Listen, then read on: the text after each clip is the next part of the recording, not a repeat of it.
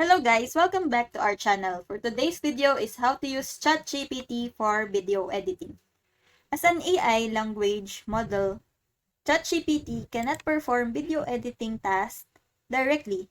However, AI-powered tools and software can be used to assist in video editing tasks, and I can provide some information on how these tools can be used. And we're going to research it through ChatGPT. Here are some ways you can use AI-powered tools to assist in video editing. First is automatic video editing. Some video editing software such as Adobe Premiere Pro offer AI-powered tools that can automate some parts of the video editing process.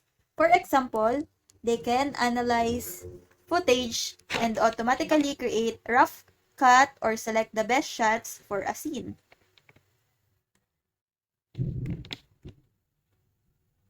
Next is transcription and captioning. AI-powered tools can transcribe spoken dialogue in video footage and automatically generate captions for the video. This can save time and make videos more accessible to viewers who are deaf or hard of hearing. Next is scene detection.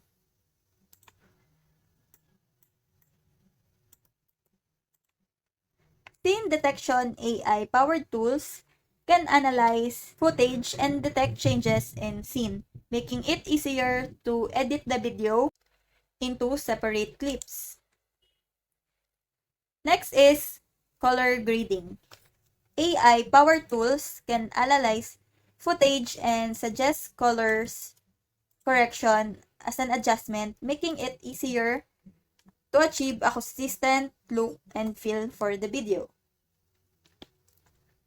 Audio editing.